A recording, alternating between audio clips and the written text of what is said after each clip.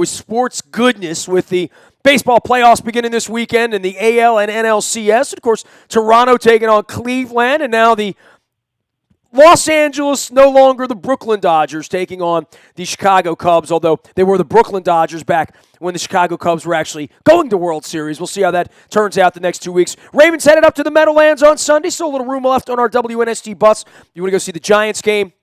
Jump on. Luke and I will be pushing that bus at 7 a.m. from White Marsh on Sunday. And, of course, the Terps taking on the Golden Gophers. But it is hockey season. We welcome in our dear friend, Caps historian, and my 3-decade-long friendship with Ed Frankovic continues now. And it continues sort of right where it left off, right, where the Capitals lost to the Penguins. Right, Ed?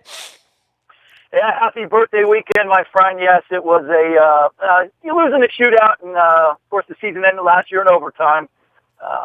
Not as painful. I thought the Capitals played well on Thursday night, but they lose. They lose again to Pittsburgh. But a lot to like from that game on Thursday night, and they'll turn around Saturday night and take on the Islanders in the home opener. But I think you got to be happy with some of the things they did in the game on Thursday night. Well, and the Caps had to watch them raise their banner, right? So let's start with that. And obviously, anyone in the Capitals organization, anyone who's ever worn a Capitals pledge pin like you and I, are familiar with losing to the Pittsburgh Penguins in the spring.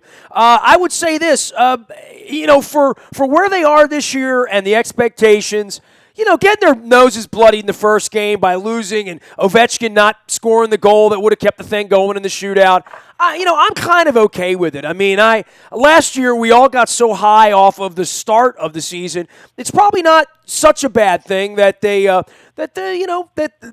at least struggling to begin the season to keep them on point, I think.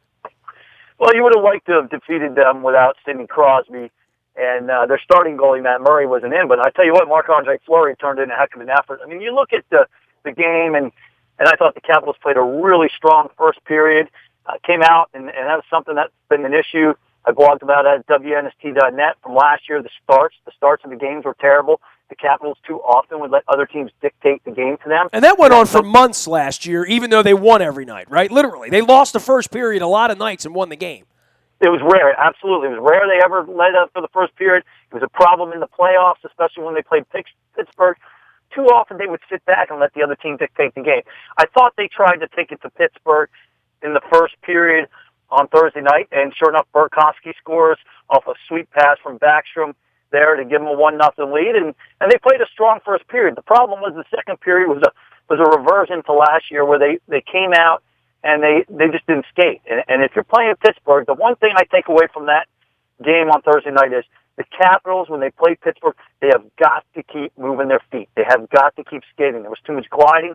There was too much sitting back. And when you do that against the Penguins, it's like blood in the water for a shark, and they come after you. And the Capitals really played a poor second period, and they found themselves down a puck going to the third period. And then the third period, I thought the Capitals played as well as they could play. And it just took some great saves from Marc-Andre Fleury, and granted, Braden Holtby had to make some big stops too. It was a very good game. It's one of those back in the day, you and I, the traditionalists, we'd say, hey, call it a tie, and let's walk away from it. That's how good the game was. Both teams deserve a point. Now we got this crazy gimmick at the end. I get it. It's for the fans and stuff, but and the Capitals get a loss because of it. But I'm not upset at all about the way they played. I agree with you. Yeah, maybe it's good that they don't get out and run out away from everybody in the conference again and play some meaningful hockey there in February and March and build their game this year instead of trying to find it in April. Well, I mean, you grab a point out of the game on the road, which is better than a donut. And let me just say this. Let's talk about the team and the offseason. We've had so many of these offseasons where they bring in a bunch of guys, 3 or 4 guys, and lose 3 or 4 guys. This wasn't really one of those kind of offseasons so much where you're looking at the guys they lost in the case of, Mike Green or some other guys they've lost in recent years. This is a relatively intact group from last year, and let's be honest, they were the best team on ice last year, at least until the second round of the playoffs. Yeah, there's a lot of continuity from last year. They lost Jason Chimera, but they brought in Lars Eller to play third-line center. That was a clear hole they identified after the loss to Pittsburgh, where that Bonino line really took it to them. And Eller had a very strong game on Thursday night. And then they had Brett Connolly, but Connolly wasn't in the lineup. This kid out of Boston College, Zach Sanford, beat him out in the preseason. And I thought Sanford, after a bit of a shaky period, was one of was one of the strong players for the Capitals. He's a big guy, and he seemed to make some. He's all we're hearing about, right? I mean, number 82, you'll see him flying around out there. I watched the preview shows. I mean, Wednesday night was the rare night, right, Eddie? I mean, there was nothing on, right? There was no baseball, there was no football, there was hockey, but it wasn't the Caps. I watched the Capitals preview show. I thought Al Koch and CSN did an unbelievable job of following the Caps around during training camp. It really kind of got me ready for the season, and I felt like the Zach Sanford kid was a kid I wanted to watch play. He really was impressive, and a big shout out to CSN. That crew over there, Smoking Al and all that, they do such a great job covering the Capitals. Well, they love hockey, right? I mean, and for people who love hockey, it's fun watching other people who love hockey, provide that for you, right? Yeah, I mean, you and I have known Lachlan and Alan May for forever, from back when they played, and Al Kochen. I mean, Al Kochen is the longest running media guy there, next to probably you and I. I mean, we were kids cutting our teeth when Smoking Al was doing TV. It's just a great crew. Jill Sorensen, Michael Jenkins, they're all big Cap supporters, and it's your go-to place for TV on the Capitals. And but I hear the preview shows were great. I actually didn't see them because I was watching that little kid Austin Matthews. Oh, not little, but that kid out of the desert scored 4 goals. Only 4 goals, that's all. Yeah, I mean, to start the season. I mean, it really has gotten off to a good start. I mean, hockey kind of comes in sort of quietly, and people don't make other, like, oh, they're playing hockey tonight. Yeah, they're playing, but at least to get the season off, great game with the Caps on Thursday night, and then the Wednesday night, the Austin Matthews. I mean, this kid's going to be a poster child for the league now, and certainly playing up in Canada and being a kid from Arizona, it's a weird story, right? You have an American kid from the desert trying to restore the pride to Maple Leaf Nation, a franchise that has been proud for years, but has been terrible for years. So it's quite the irony there, and the kid is fantastic, but they just have nothing else on that team. So they're going to miss the playoffs again, but it'll be fun to watch Matthews. But back to our Capitals, I sit here, heading into Saturday night's game against the Islanders, and I feel very good about that point, and Coach Trotz did comment that afterwards. We were trailing going to the third period, so it's good to get a point. But they could have easily won that game. I thought they were the better team. You look at the shot attempts, you look at the face-offs. Nicky Backstrom, let's talk about him. That Sweden line was the best line for the Capitals on the ice, and the 2 passes he made to Burakovsky for the goals are just, those are Gretzky-esque passes. Nicholas Backstrom looks great. I didn't like a lot of what the Kuznetsov, Oshie, and Ovechkin line did. They had the big turnover on the Malkin goal.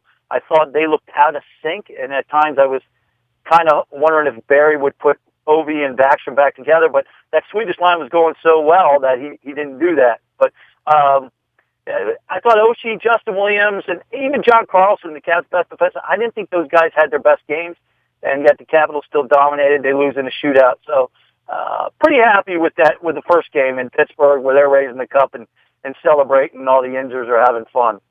Hey, man, always great to hear your voice here on the airways. We'll keep it short for now. We got a lot of things going on around here. I mean, we swapped C.J. Mosley out at Buffalo Wild Wings Tuesday. We had Zach Orr as well as Alex Lewis out of Greenmount Station in Hampstead on Thursday night. We got baseball playoffs, and I know you love baseball as well. You a Nats hater or you a Nats supporter? Where do you stand on the Nats, Ed? Indifferent. Indifferent, okay. I don't like the way they treated WNST. I know when you were doing the swabbing, so that's why I won't get on the bandwagon.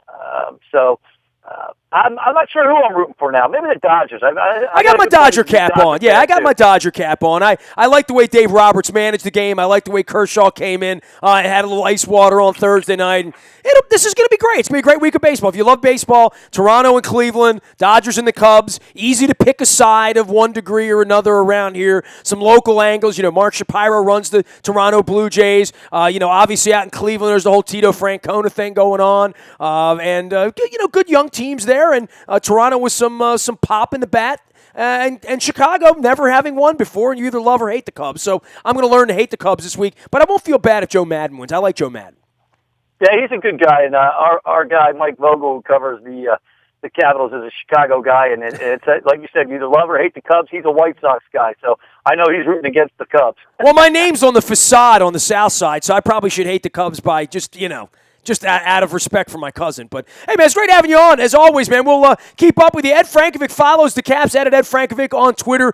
He's also showing up at WNST.net all the time. He also blogs off of most games, most nights, and he will be a frequent visitor here a couple times a week now that hockey season has started, and we love the Caps. I got to get the schedule together and figure out the nights I want to go to some game. I'm going to get to a Caps game before the month's over, even though we have a pretty busy month around here. Nasty at WNST.net reaches me. The Buy a Toyota Audio Vault is there 24 hours a day. From anywhere in the world, you can access all the shows this week that we did with Ravens players, as well as anything on the fly over the weekend. It comes to you mobilely. Nasty at WNST.net, Twitter, Facebook, LinkedIn, Snapchat, Instagram. I am a very available individual. We are WNST.net, AM 1570, and WNST Towson, Baltimore, and we never stop talking Baltimore sports.